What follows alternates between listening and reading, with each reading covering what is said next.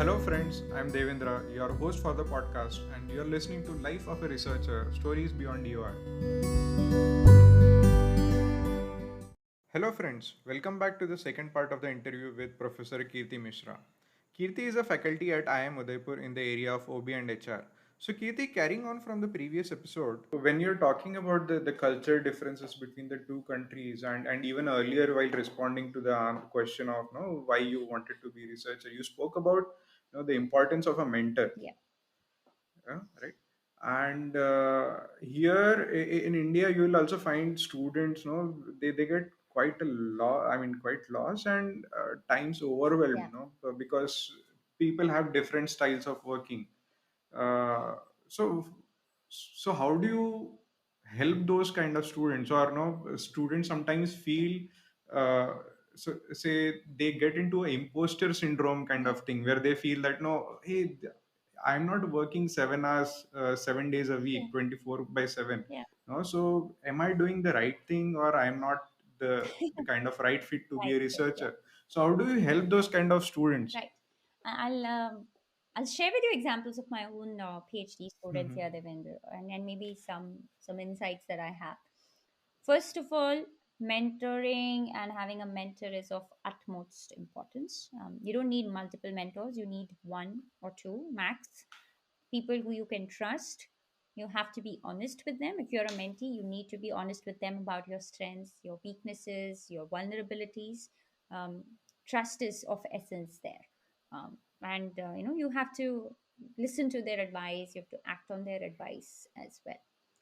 um, if I may speak uh, from a research perspective, because I only work with the research students, one of my key learnings so far has been that each one of us is going to carve our own research journey. In fact, that's what excites me about academia, right? Devendra, you will have a completely different um, career compared to me. uh, my students, right?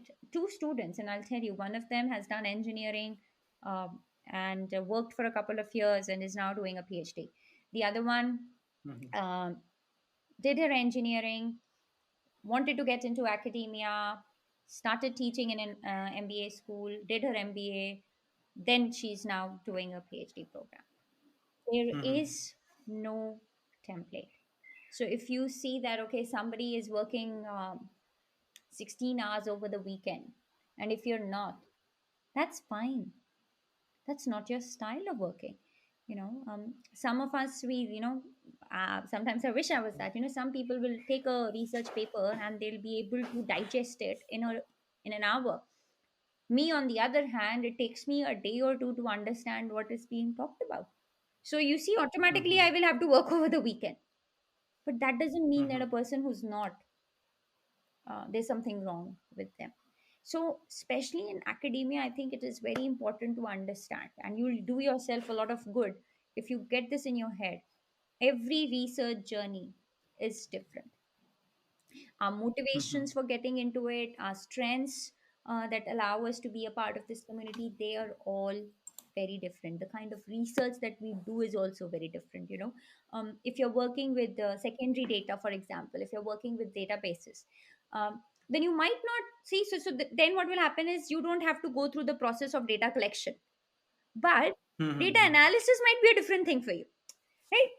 You might need to Hmm. know and understand and develop very complex tools for data analysis, Hmm. but that's where it's going to take time. So I cannot be like, oh my god, my colleague is spending days and days on data analysis, and I was able to do data analysis in a month or so and be done with it. Some people will, Hmm. owing to their backgrounds, owing to their maybe educational backgrounds, they'll be better at writing, so they'll be able to do Hmm. that quickly. Some people are very, have very good communication skills, very good language skills, so they're able to do some steps easily. So we shouldn't compare that. Each research journey is going to be different. There is no template around it. The question about imposter syndrome, I think, that can happen to anyone, and it can happen to you in any at any time in your career. um, Mhm. You yourself spoke about that, no? You felt when you got a credit yeah, on yeah, your project while absolutely. you were a student. No? Has that happened to you when you completed your PhD after doing the PhD? Absolutely, Devendra. There have been so many Mm-hmm. international conferences and national conferences where I'm sitting listening to somebody talk about their research, and I go, oh my God, like I have not understood a single word. What am I doing here? Like, what is wrong with me? And Mm-hmm. that's where I said, you don't have to be good at everything. You have to be good Mm-hmm. at one thing and know that really well. And going to these Mm-hmm. conferences, talking to these people, um, basically opening up your ideas, right? In Mm-hmm. this area, we're all talking about intellect. We're talking about intellectual capital. Opening up your research ideas to critical evaluation is the key. So let go of Mm-hmm. your egos. Um, Remember, the world doesn't revolve around us, Yeah. and be receptive to that critical feedback. Share your ideas with everyone. As I was saying, I Mm-hmm. did that to my student. She was going through a severe case of imposter syndrome, if I may say so. Um, and at that time, I found that there was a reputed conference happening, and I pushed my PhD student to submit a paper for that.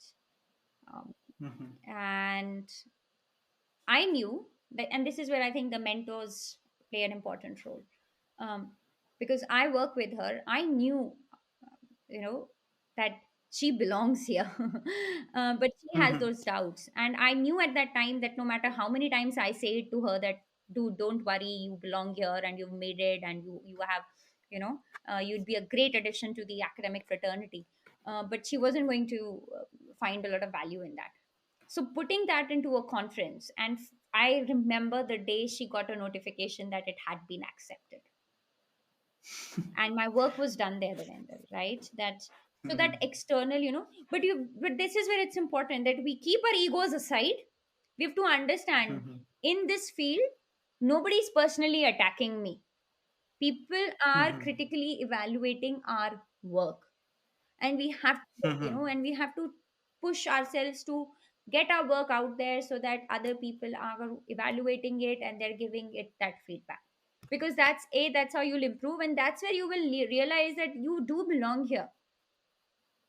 When you Mm-hmm. get that, there's no better feeling when you get an acceptance that, ta um Yeah. right, because that's how you overcome that. Like for me, that was how, getting the dean's commendation, um getting that, I remember, I think my second term, my GPA was 7 on 7. So Mm-hmm. once you get that, that's how, you let your hard work speak, but don't Mm-hmm. feel bogged down. And this is where, I hate this. And again, maybe this has to do with me spending all this time in Australia. I hate the idea of comparisons.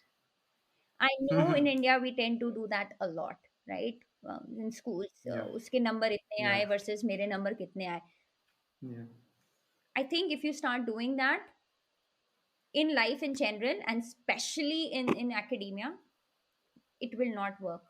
It is dysfunctional to do that. Mm-hmm. Don't compare the next person has 8 papers and I have only one. No, there is Mm-hmm. merit and quality in your one paper, and there is merit and quality in the other person's 8 papers.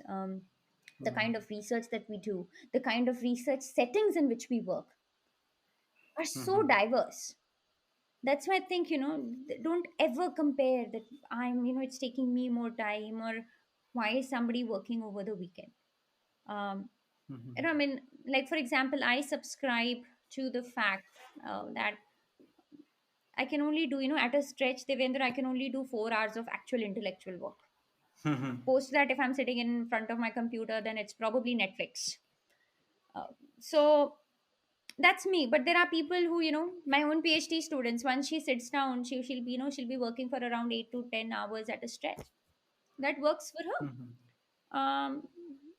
I am not, sometimes I am very particular about my weekends. That no, I don't have to work on weekends, which means okay, Mm-hmm. I'll get my work done during the week. um There's nobody to say that my method is right or somebody else's method is right.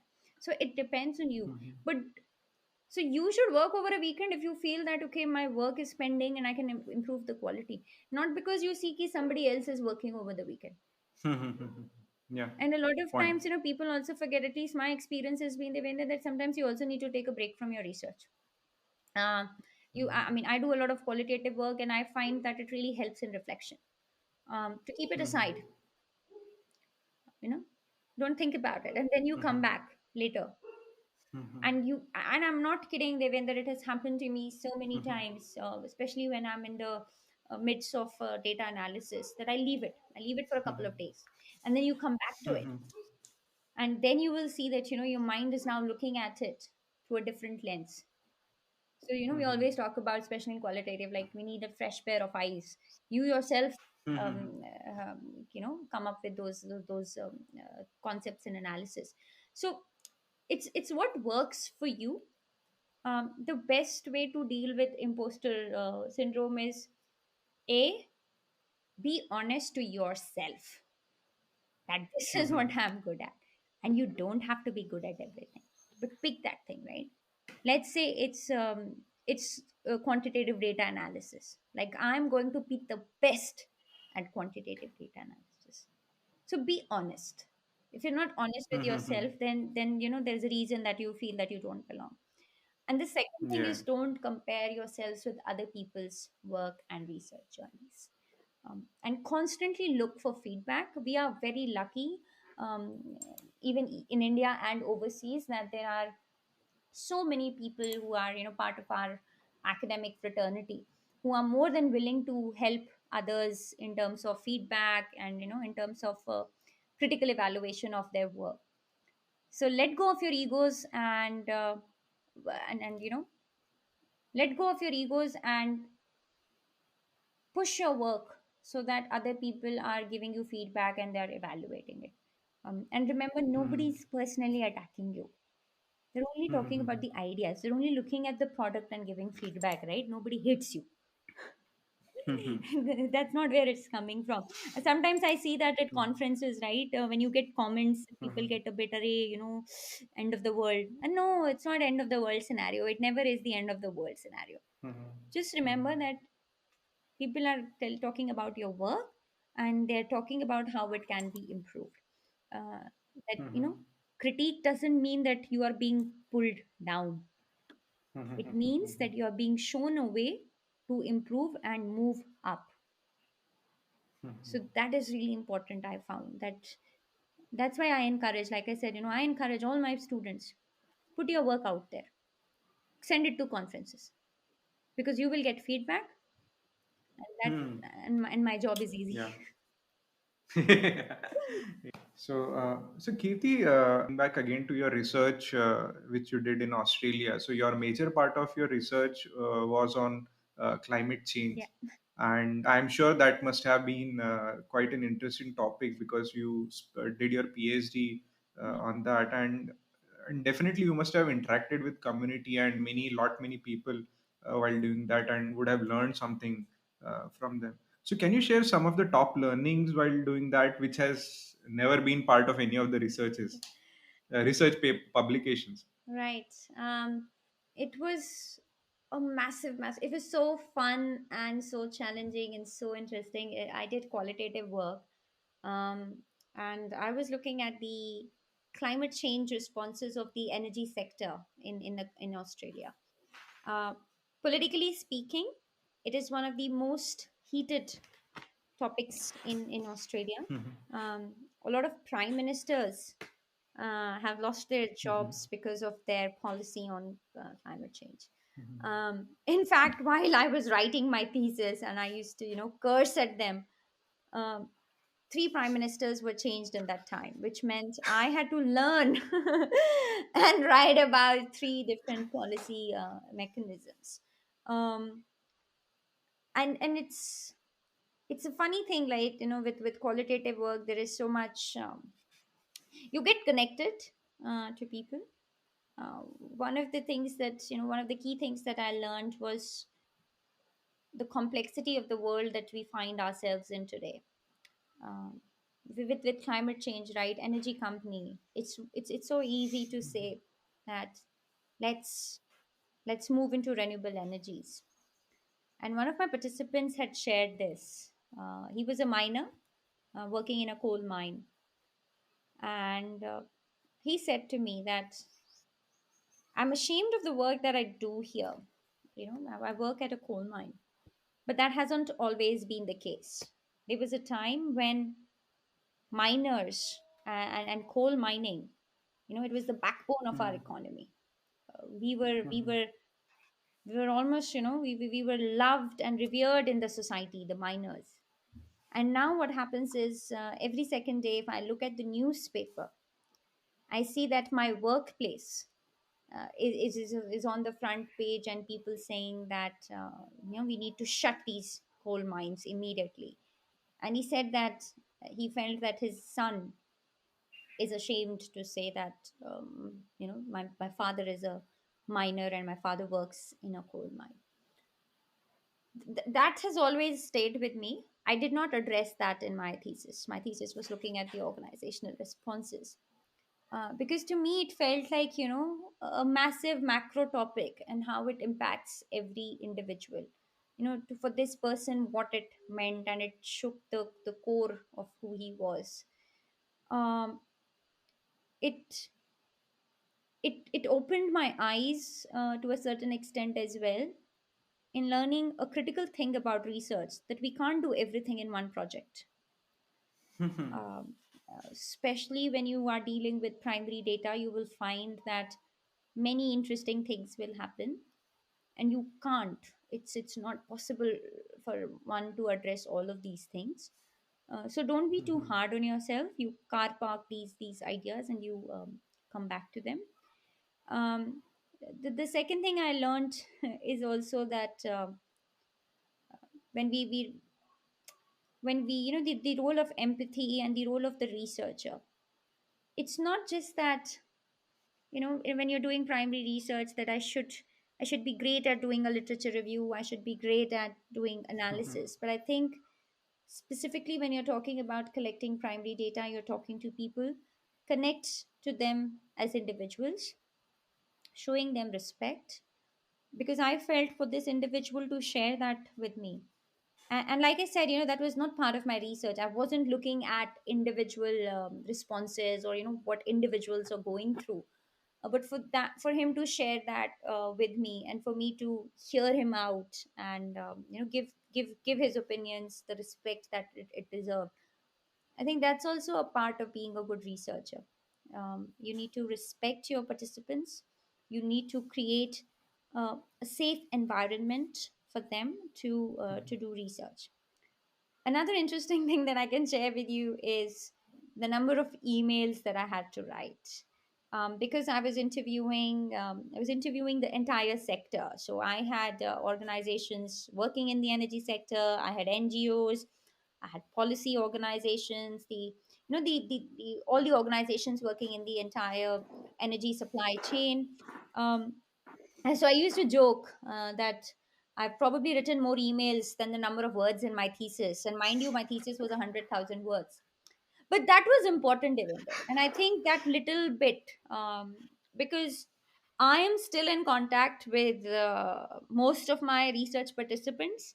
Um, I I have extremely rich data, um, and they were so honest and helpful. There was a time when my research participants were recruiting other participants for me. So that only came because I think that extra effort. I would always, always, always, write my emails catering to that particular individual, and I would always customize them. And that's why I said, I wrote more emails. I would go do a LinkedIn search, right? I would find out where they've studied, what they've studied. I would put those bits in that email that I was writing them to recruit them for the study. Took an extra effort, but I think it paid off. And the third thing would be the perseverance. You have to persevere a lot. Uh, so many times, right? I would schedule an interview and things would come up and it would get cancelled. And one of my interviews, I will always, I think I'll always remember that. Like I said, I was also looking at the policy environment. So in Australia, we don't have chief ministers. We The equivalent would be a premier. So Victoria is a state, and in Victoria's Mm-hmm. capital is Melbourne, and the premier of Victoria. Now he was very critical in changing the energy policies of the state. And they also have, an interesting dynamic between what is happening in the national policy level and what is happening at the state policy level. So it was quite important for me to have had a conversation with the premier. I kid you not, it took me 9 months to schedule that interview. And I was like, I am not Mm-hmm. going to let that go. So I had received an email from his office saying that yes, he's keen and he Mm-hmm. would do it. But because of his travel commitments, it took us 9 months. Mm-hmm. I did make him buy me coffee for making me wait for 9 months. But in the end, and and that decision was also important, Devinder. I would like to point out, I'm not saying that everybody Mm-hmm. needs to wait for a year or so to get that interview. You have to calculate how important it is for you, because I had that Mm-hmm. meeting with my thesis advisors that 9 months is a long time. And should I wait? Mm-hmm. And it was only, when we realized that it is a significant interview, that Mm-hmm. data point was extremely significant, and that's why we got. Mm-hmm. So a lot of these things that happen in the background, they don't really make it to the actual, the manuscript. But these are all behind the scenes, the behind the scenes effort that goes Mm-hmm. into. And there's always going to be lot more learnings that you had, and maybe a lot many other research topics that will emerge. But you have to be disciplined enough to say, okay, not for this one. Mm-hmm. Otherwise, Mm-hmm. you just get lost in the complexity of it all. So Mm-hmm. disciplined, I think it is Wyke who talks about disciplined imagination, and I love that idea, that you have to be creative enough, right, that new things will come up in your research and you want to use them. um, that's where knowledge development will happen. But then you have to be disciplined also in saying, this is not, this doesn't belong to this study. I'll keep it aside for the next one. Mm-hmm. So it's quite interesting, but no, you had to wait for 9 months to meet the premier, but at least you could meet him. No, Yeah. despite such a long wait, they wrote back to you and you had a meeting with him. Yeah. No, that's quite. I mean, this again a cultural Yeah. difference. We can call it. Uh, I mean, quite great. So one thing you said, no, that so there were so many policy changes, Yeah. and this was kind of in a way a hot political topic even now Even in now, Australia. yeah, yeah. No?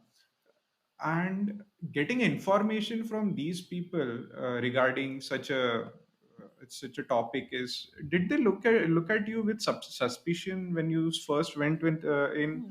And since you have so many of your participants recruited other, Yeah. that shows that no they you were able to develop certain kind of trust with them, Yeah. certain level of trust with them. So how were you able to establish that trust with them, apart from writing personalized emails?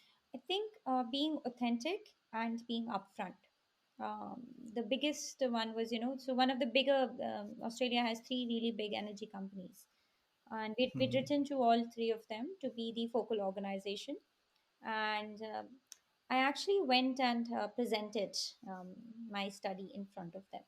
And in many ways, Mhm. I even went, I went overboard also, and told them that, if I knew, if I was anticipating 20 interviews, I went and said 30.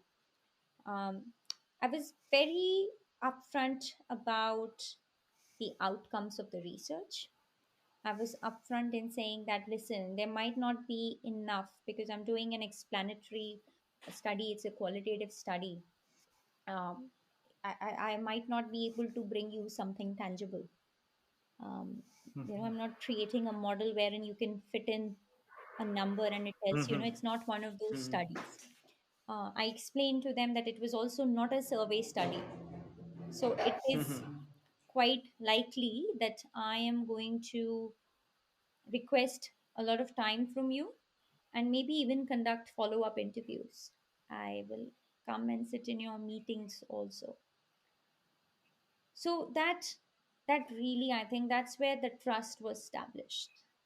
um, I There was a point, I think, wherein the company actually had set up a tiny office for me also, because they had offices in Melbourne and Sydney. So whenever I used to travel to Sydney, they kept an office for me, um, because they knew exactly what I was doing, and I was very clear. I said, that expectation setting, I found that to work across different scenarios when you're talking about relationships. I think it works in personal relationships and professional relationships. I spent a lot of time in expectation setting with my own PhD students. I continue to do that with our research participants, and I do that with my RAs and TAs also, that this is what the expectation is, and this is what I will deliver, and this is what I need from you. So I think that helped. The other things, was that me being authentic, I would always personally meet people up. So I did some follow up interviews over the phone, but first interviews I did face to face. And multiple theories in communication will tell you that nothing beats face to face communication. So even if it meant extra work, I sort of did that.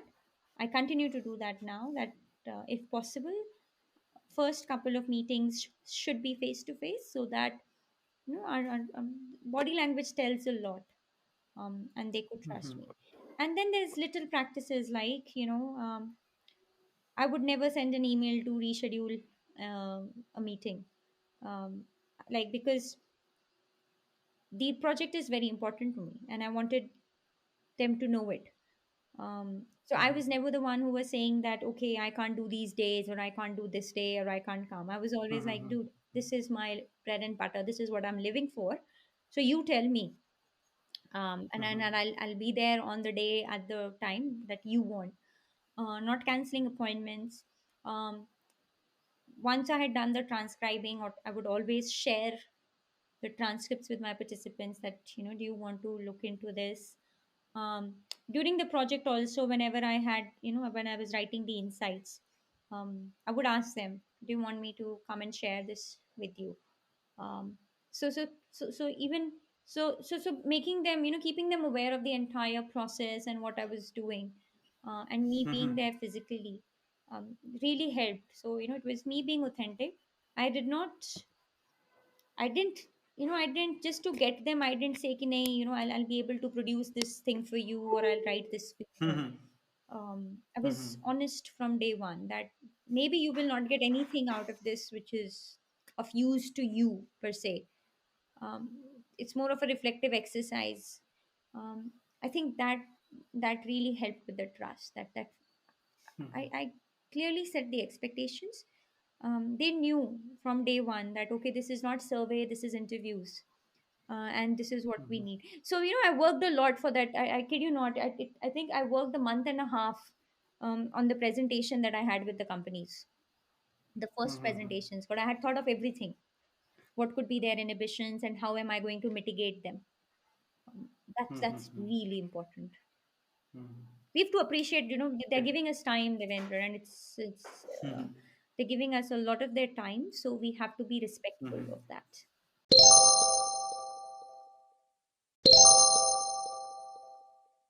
So, Kirti, we'll come to an end of uh, this nice interview with two questions, Okay. much deeper questions. Uh, See, we are here where we are today because of different peoples in our life. Right. So, can you name at least three people who have made a difference to your life, and maybe also tell us, how they have made that difference? Right. Living or dead, or can be a combination. Any, yeah. Um, so I think They can be living or dead. the first person, it has to be, my master supervisor, Professor Ray Zamuto. I think he saw in me what I hadn't seen it in me myself. Um, it was when I was doing my masters, it was a challenging time. I was quite young and naive, in a different cultural context. Also, I kind of put this burden on myself that I have to prove myself somehow. um, it was a huge undertaking for my dad to have said yes, she's going overseas and studying.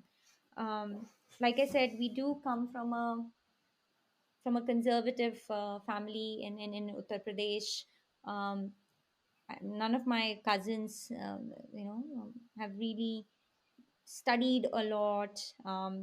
There are quite a lot of restrictions on what girls, women can do and not do. And I know that it took a lot of courage from my dad to say no. She does what she wants to do. So I had this thing that somehow I have to prove myself also. What do I do? And I have to make my dad proud, and I don't really know what I'm good at. So it was Professor Ray Zamuto, for making me realize that what I was passionate about and what my strengths are. And I think we all need a mentor to do that for us. You Mm-hmm. talked a lot. We talked a lot about the imposter syndrome, and I think it doesn't really Mm-hmm. go away. It's just always hiding, hiding just close by.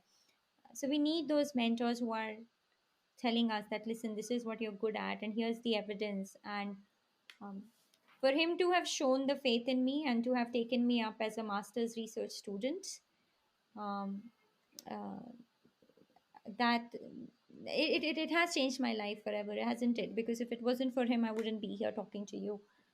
So him, Mm-hmm. absolutely. I'd probably just ask him that. I hope he's proud of me. I do end up blaming him sometimes when I do blame him also. I'm like, dude, what have you thrown me into? um, but no. All jokes aside, he a perfect definition of a mentor, and um, I wish that I can emulate some of the things that he has taught me. That would be great. Um, the other person that I would probably, who has made a huge difference in my life, um, is one of my thesis advisors, Professor Christina Nisham. I have learned, I think, she's the one who's instilled in me that research is not the end of the world, it's not the end of life. How to deal with failures. She has Mm-hmm. two daughters, and she used to say to me that you are the third one.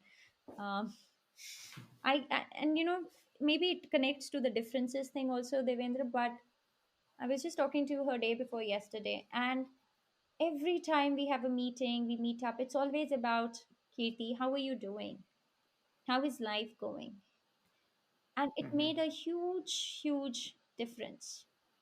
It put things into perspective that my research exists because I exist, not the other way around.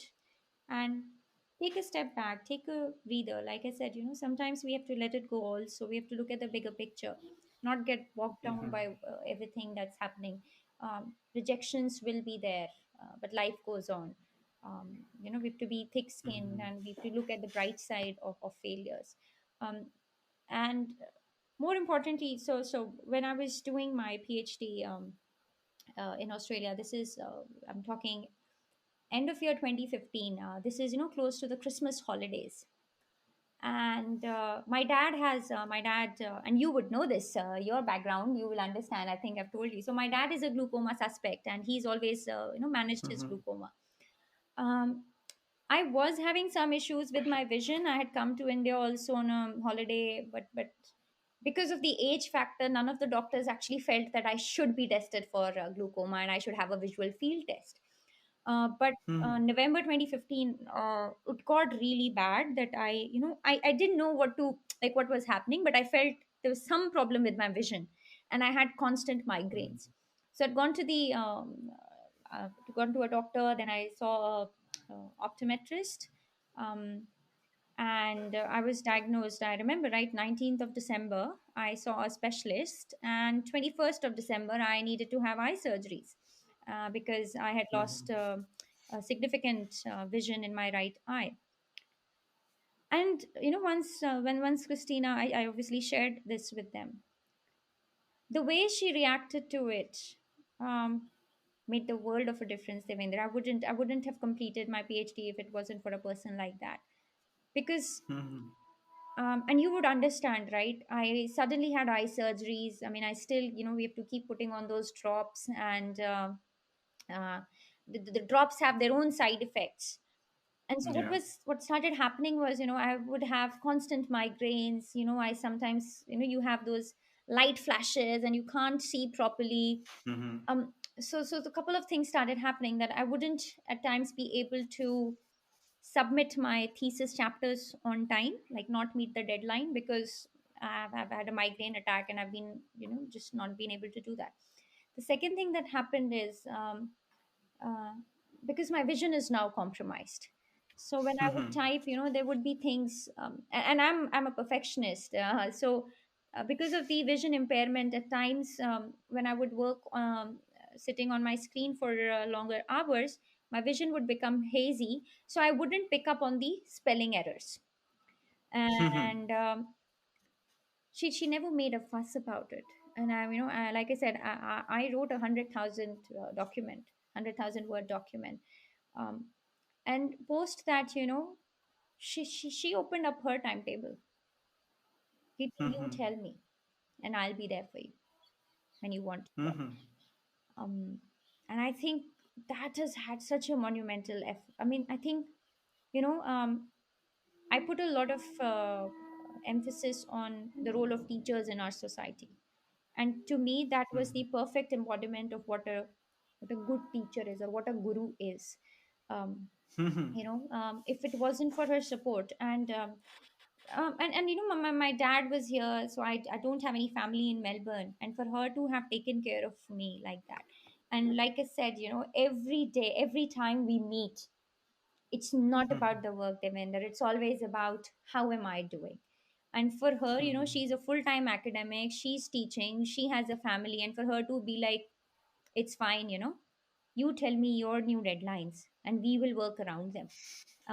That was, I think, we sometimes forget the empathy part. We talk so much about work, we forget that there's a person behind that work. So again, I think it's more about, from her I have learned that it's really important to be a good human being first. If I can't Mhm. be that, then I don't think I can be a good researcher, I can be a good teacher if I'm not a good human being. And lastly, I think, I would have to go to my mother. She's unfortunately not with us. um, I think one of my strengths, and again, it's a double edged sword, it's two sides of the same coin. Um, from my mother, I have learned passion for people and respect for people. And this connects to when you said that, how did these research participants agree? um, at my PhD confirmation, that was the only Mhm. question my panel had. That, Kirti, you cannot do Mhm. this research with secondary data, and you are targeting the largest energy companies in this country, and you want Mhm. them to talk about climate change when all they do is Mhm. they run coal mines. There's Mhm. a there's a 99% chance they will say no, and you don't have a backup plan. And I said, well, Mhm. that's why I want to do it, because I know Mhm. it's difficult. I want to knock at the doors of an energy company and ask them, hey, so why do you use coal? And I want an answer Mhm. from them. I want to ask them that difficult question, and I want to challenge my own assumptions there. And I think that's where it came, that idea that they're not working for that organization, connect with them as a human being. And once Mhm. you do that, the trust, that all of that, the transparency, the respect, like I said, I still get messages from them asking how things are, because I connected Mhm. as a person with them, and that respect comes from my mother. I'll share an example, and it's a sad story. It's a bit of it's one of those stories. It's a learning experience. Please don't judge me for that. I was very little at the time. My dad was placed in Assam, and um, that it was the first time that I was 3 years old, and I was allowed to go and visit his workplace. And my mother had asked me that be respectful to everyone, and please give your regards to everyone you meet, and sabko namaste karna. Well, I didn't do that, and I came back. When I Mm-hmm. came returned in the evening with my dad, she asked me, "What did you do?" And so I was honest enough to say, "Nahi, maine namaste nahi kiya." And of course, she was not happy about it, and she asked me though why. And I said I didn't like the way those people looked. Um, I'd been, I'd been brought up. I'd spent 3 years of my life in northern India, so I had this idea of how people looked. Um, and, Mm-hmm. and and because of that stupid reason, I didn't say namaste to them. There wasn't a lot of there wasn't scolding, but I think there was a lot of my mother was very unhappy, and she explained to me that this is a stupid reason, that because of this that you will not show your regard to people. Mm-hmm. And she gave me she talked to me a lot about how every person, every little thing on this planet needs to be respected. The street dog needs to be respected, the person who comes to pick up your garbage needs to be respected. And she kept narrating that incident over and over as I grew up. And so I think that's where I learned that I have to respect people. When it comes to my research participants, I have to respect their time, because that's what they are Mm-hmm. giving me. I have to work hard, Devender, in making sure that I have the best 10 questions for them, right? I Mm-hmm. will write down my interview guide, I will write it in time so that my supervisors have had a look at it and I have gotten feedback, because my research participant, that's how I can show respect to them. That I will end up at the office 15 hours in advance, and I'm prepared, my recorder is working, my transcription will be done on time, I'll share it with them, I will not misrepresent them. If they have said don't use direct quotations, I will not use direct quotations and things like that. So I think Mm-hmm.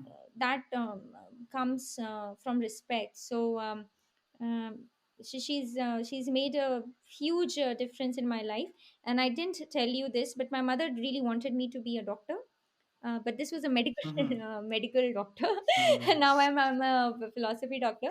So unfortunately, she passed away a couple of days before my 12th standard exam. So it was quite sudden. Mm-hmm. And like I told you, I still say that I am much better at natural sciences than social sciences.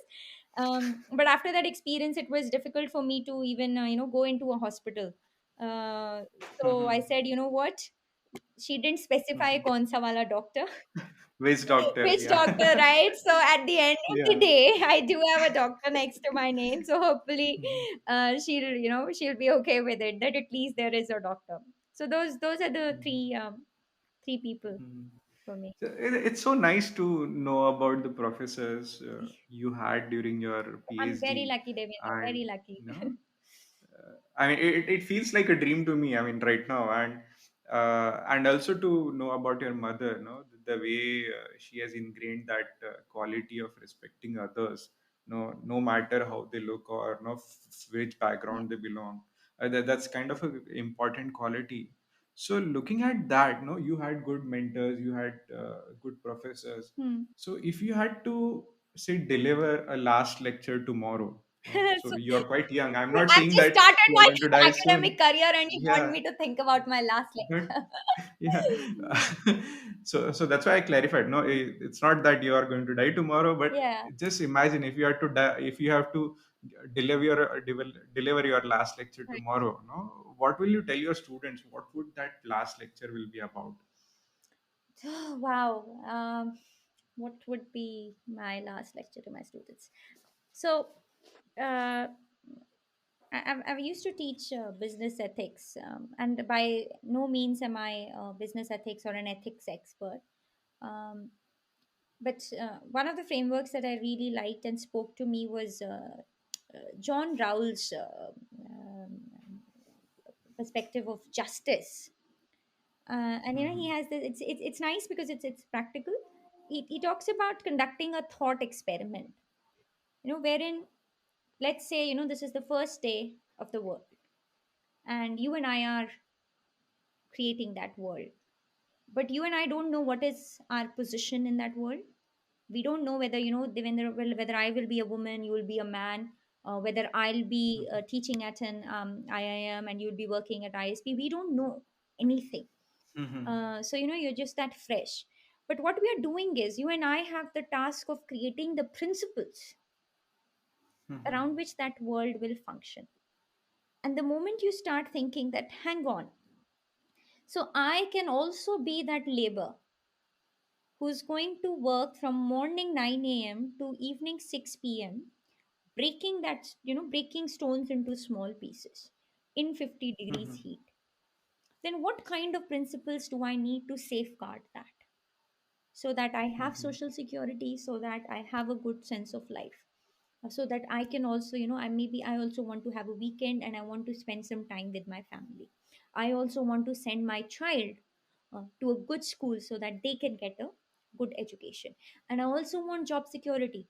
I don't want that today my contractor comes and says, done, right? Mhm. Here's Mhm. your salary for the day and out you go. So when I start thinking I can also be that labor, then Mhm. designing of those principles, I think that's where we will start creating a more cohesive, a more tolerant, a more equitable society. And the moment you do that, we always talk about think from other person's shoes. So I think this is embedded in Mhm. us, the idea of empathy. That now, Mhm. this is literally that exercise, isn't it? That what if I am going to be born into this world and I will be that individual? Mhm. So I'm automatically Mhm. thinking from that sense. So if I could, that would be my last class, because I think we constantly talk about in management schools that we are going to build managers and leaders. um, Mhm. Maybe we need to take a step back and say that I would like to create good citizens. Mhm. A lot of we've developed a lot, but we've also, in a lot of senses, we've kind of even moved a few steps back. And I think we Mhm. need to grab hold of that before it's too late. So that last class would be, how can we design a more equitable world? And Hmm. yeah, that would be. You're wishing that too early, though, my friend. Picture अभी बहुत बाकी Great. है. Yeah, but the long journey start with small steps, right? We just need to start somewhere, no, and just hope that someday we will reach Yeah, that goal. right. No, we just need to take that one step with all the faith, isn't it? Absolutely. uh, so Kirti, thanks for sharing so much of your time and sharing so much of Mhm. insights from your research career and even about your life, more so about your life, no. Glad to know about the mentors you have had, about your family, and the kind of experiences you have had. Definitely got to know a different side of Professor Kirti Just Mishra. when you thought, No? isn't that amazing? Just Yeah. when we think we know someone, and then you realize, hang Uh-huh. on, I hardly know you. So it's been again, Yeah. it's been great fun, and um, Mhm. it was a. I think we don't take time to reflect and think. Mhm. And this was a Mhm. beautiful exercise in that, made me think that how did I get into research? And because of this exercise, I ended up writing a note to both Christina and Ray, also thinking about how Mhm. how they've influenced me, and I wouldn't Mhm. be here without them. So thank you. Mhm. My All pleasure my indeed. No, turn. I like listening to stories, and it has been such a nice time listening to you. And maybe so many more students would benefit from listening to your Perfect. experiences, no? Because you have been through that journey, and there are a lot of people embarking on that journey. No? So that will help, definitely help a lot of students, and even other fellow researchers. No, I isn't it? hope so. Yeah. No, that's Yeah. why I Yeah. think your this initiative is fantastic, and more power Mhm. to you. And hopefully, Thanks, even if it Kirti. helps Thanks for your some people, support. it would be great. Thanks, Kirti. Okay, see you then. Thank Yeah. you. Friends, this was Professor Kirti Mishra, faculty at IIM Udaipur. Wasn't it great listening about the mentors Kirti got in her life? Today, I would like to leave you with a question. If you were in a place where you could help someone who is down on confidence, what would you do? Think about it and let me know through your voice messages. I hope you enjoyed this episode of the podcast Life of a Researcher. So, friends, I am Devendra, your host for the podcast. Keep listening and goodbye until we meet next time with stories from one more researcher. Thank you.